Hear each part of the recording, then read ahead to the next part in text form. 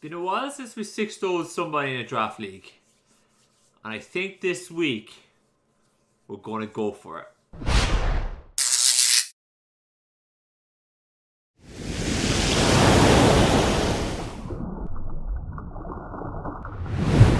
Hey guys, what's up? IrishEmerald here and welcome to another week in the CLTU. This week we're going up against Trace Plains, coach of the Charlestown Tutors. This is an interdivisional matchup, so we won't be going up against anybody in our division, but this is our only interdivisional matchup this week. So picking up a win here is pretty important. Like, it keeps us going with a really good momentum. We're 2-0.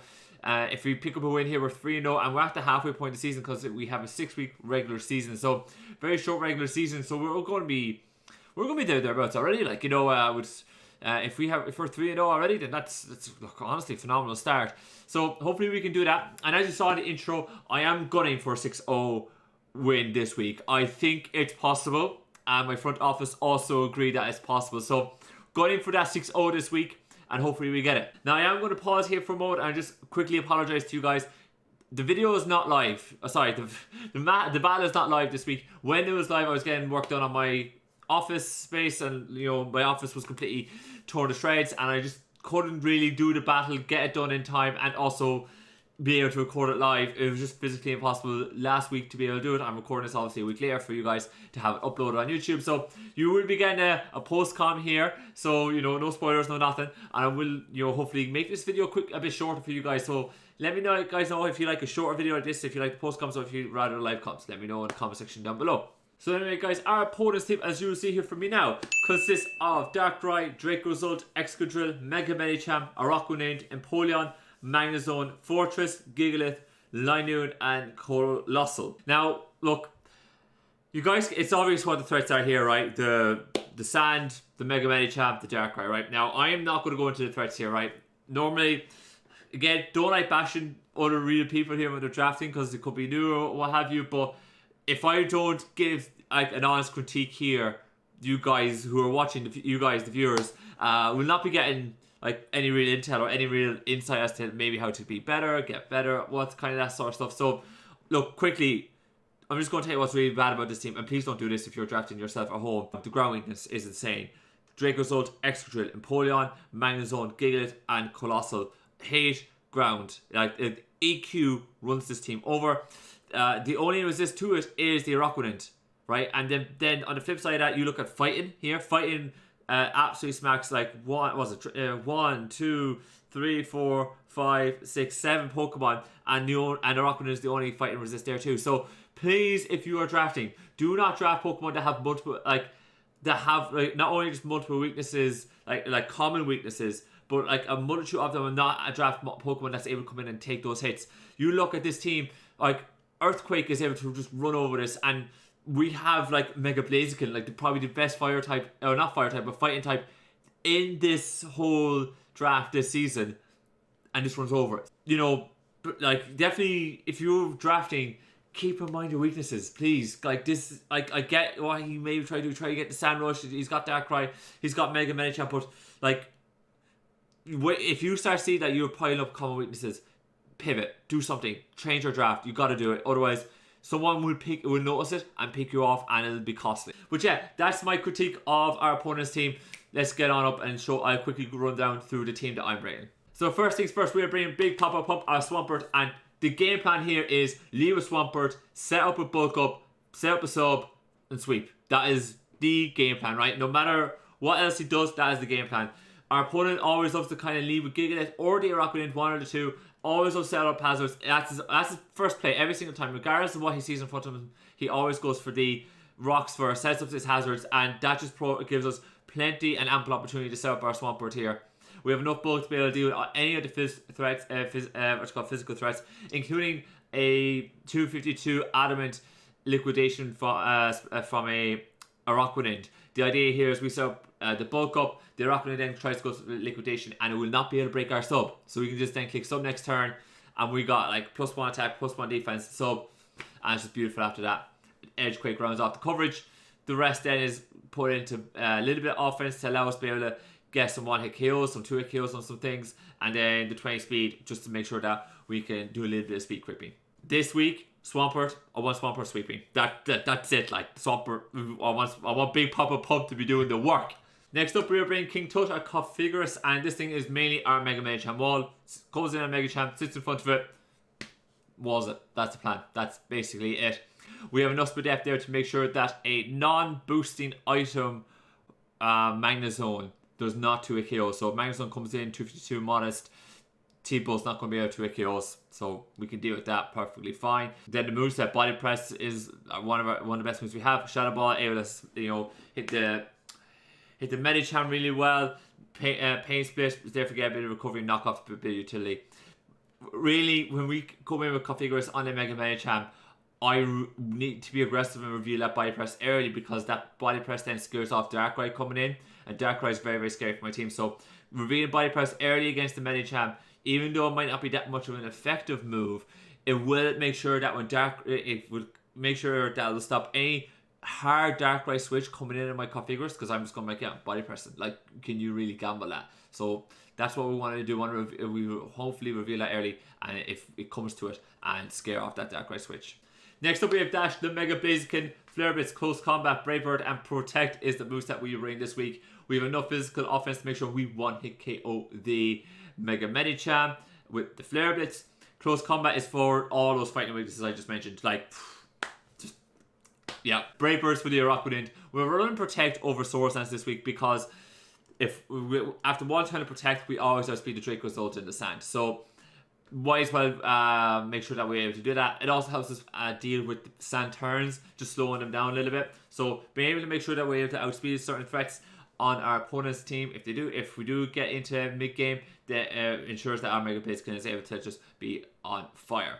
And then we have enough speed to make sure we speed type, because again, as I mentioned last week, I still do not know really where the standard of my opponents are. I do not know how well the EV. It's very difficult to actually suss that out while they're not uploading their team builders or whatever, and it's kind of a little bit more trickier to gauge it. So I think for the remainder of this league, I'm just going to have to be careful with how I speak, with my speed, rather than being really clever and nuanced with it. After that, I'm bringing Nerve, the Tornadus Therian AV set, 232 in Spadef. You guys are probably wondering what is going on here with this set. Look, the EVs are there to make sure that a +2 Ice Beam from a Darkrai does never 2 KO. So Darkrai comes in, forces switch, he goes for the nasty block, he gets the +2.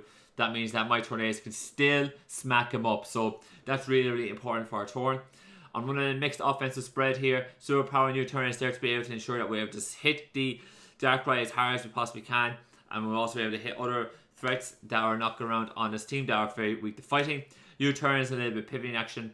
Hurricane is there for the Araquanid, and despite the negative speed nature, we will negative special attack nature, we still 2-hit KO the Araquanid, and he will still 1-hit KO the Fortress, which is very good. And that speed is basically just to allow us to outspeed, if I remember correctly, it's basically to allow us to outspeed the Excadrill naturally. So that's the reason why we're running Jolly over, say, something a little bit different. It just makes sure that our natural speed is able to outspeed certain other Pokemon on our opponent's team. After I'm bringing Keys, our Klefki with the Shell, because we can potentially get trapped with the Magnezone, but I actually do need this thing for Defog, because our opponent, as I said earlier, loves getting hazard, so need this thing for Defog. Play Rough, Foul Play, Magnerize is the moveset. Magnerize is basically there to help us deal with the Excadrill, and Play Rough is just there to get damage. On the Darkrai, Foul Play is there to hit the Excadrill quite nicely. Run mainly for this step for the Drake result and for the Excadrill. It can hard wall this thing with Magnerize, so I didn't see why not. And I honestly would have liked to have brought in spikes or anything else like that, but there was no need. We're bringing just enough both to be able to deal with the Drake result, Bolt Beak. So we didn't need anything else, so I brought enough bulk for that, and then I just put the rest in Spadef, just give us a touch more bulk there. That was basically it. And last one is, I'm bringing Drumstick the Rillaboom with the Assault Vest, Grassy Glide, High Horsepower U-turn, Superpowers the moveset. Enough speed to maybe make sure we outspeed Drake result outside the sand. I have 200 attack then to make sure that the combination of High Horsepower and Grassy Glide is able to 2-hit KO the Drake result, which is absolutely fantastic. And then I have the rest put into HP just to give us a little bit more bulk. That was basically it. There's nothing really too crazy with this Rillaboom set. The Drake result could be anything. Could be physical, could be special, and it could be mixed. So I kind of need this Rillaboom with the AV and a little bit of HP to be able to make sure that we're able to deal with both and just suss out what that Drake result wants to do once it comes in. So hopefully Rillaboom was able to do that, and hopefully it's able to help us pick up the W. But yeah, that's the team. Let's get on up into the battle. Alright you guys, here we are in the battle. As you can see, our opponent has brought Darkrai, Drake Result, Gigalith, Excadrill, Araquanid, and the Colossal. I'm hugely shocked not to see the Mega Maniac. Despite the fact that we do have a Configurus, Mega Maniac does a ton of work, is able to put a huge amount of pressure on my team, but he honestly didn't feel like it was worth it. He's brought a whole lot of sand. He's probably hoping with the speed control he's able to beat me, and hopefully allow Darkrai to do a bit of wall breaking for him mid-game. Now, I'm still going through the original game plan. Leading with Swampert, let him set up the hazards if he so chooses, and we're just going to set right in front of his face and see what happens. So, hey look, let's just take it away and see, and let's go from there. Now, I apologize that we don't have like the in-game sounds and whatever, like, you know, but it's a little bit different when we're watching on replay. But anyways, he leaves with the Gigalith, we're leaving with our Swampert, he's going to set up rocks, I immediately set up the bulk up. I'm going to set up my explosion as he my sub as he goes for the explosion. I forgot to mention that prep, we did bring Damp specifically for that exploding Gigalith, and that's exactly what we did. I go for the second bulk up because I kind of need 3 bulk ups to be able to one-hit KO the Darkrai, so a bit meh. And I decided to get greedy there because of that, as I see Giga Drain on the Araquanid, and I was like, wait, what? What is this thing doing? That's a little bit scary. I know I should be able to live here. I did calculate, so I decided, right, let me just go for the Stone Edge, and we land, and we beat the Araquanid. That is absolutely fantastic. Dracozolt comes in and goes for the Outrage. I'm like, dude, I kind of want to see what this thing wants to do, and he just gave me the Dracozolt just like that. So 6 turns in, I've taken out the Araquanid and I've taken out the Dracozolt. He brings in the Darkrai. Now, I do not want to be dealing with Darkrai just yet. I know I don't. I'm a little bit nervous about dealing with it, so I probably could have actually O-coded there, but I just chose not to. I had like my answer in the Tornadus here, so I figured let's just do that. Bring the Tornadus, went for the superpower there, and see on the Colossal, and we did get really nice damage there. This is probably the biggest misplay of the game. I went for the U-turn on with the Tornadus there after him revealing the Rocky Hammer as he went into Colossal. I should have just hard switched into my Configurus there because there was just no need. Like, honestly, there was no need for me to have done anything overly crazy with my Configurus or like with the U-turn, because I was just getting unnecessary chip on my Tornadus, and that was definitely a misstep there. But you could argue that I had another misstep with kicking EQ in front of the Darkrai. So, yeah, you know, like definitely a couple of mishaps there. So, you know, it is what it is. I do have the Configurus in front of this Colossal now. We do take that flamethrower, but we're fine. I know we eat that up for days. He's going to switch right back out into his Gigalith to set up the stand. I'm going to go for the body press, get a nice chunk of damage off there.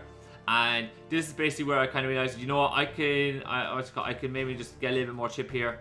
He goes for the Stone Edge, and I kind of based on that damage, I kind of I might be able to pivot around here a little bit. So I kind of decided, right, let's just see if I can get start out with Sand Turn or 2, get our Configurus up a little bit more healthier, and then I would decide let's bring the Swampert now, as he goes right into the Colossal. So I'm delighted with this. This is a fantastic switch for me. I just go and set up the sub immediately as he goes for the Scald. That our bulk though just means that this Colossal is not going to be able to set up in front of me.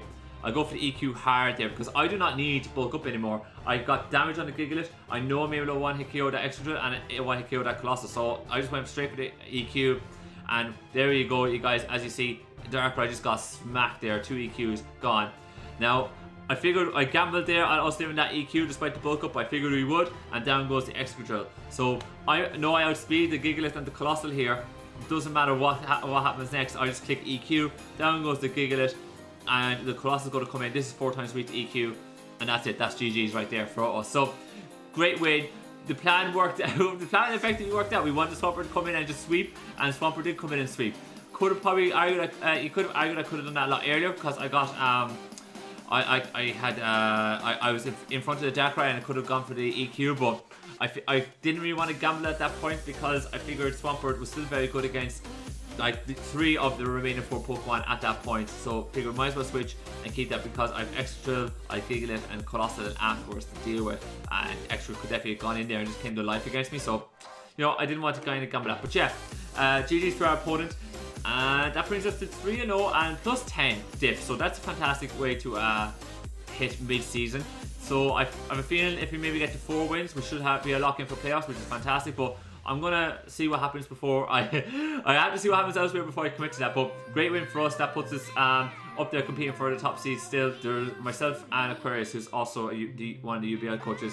We're both in this league, and she's the #1 seed at the moment at plus 11. So it's going to be it'll be interesting to see. We battle at the last week, so the last week could be just a blowout for the two of us if we have playoffs locked in. But yeah, anyways, that's the game, you guys. I'm going to wrap it up there today. Let me know what you guys thought in the comment section down below. Let me know if you prefer these shorter versions of the battles, if you prefer the replays or you prefer the live com. Let me know. And yeah, I'm just going to leave it there. If you haven't clicked the like button already, please do so. If you haven't clicked that sub button, please do so. And if you're not following me over on Twitch, do so as well, please. But we do Pokemon content over there too, so it's all worthwhile. But yeah, I'm going to get on up out of here. As always, thank you guys so much for watching, and I'll see you next time.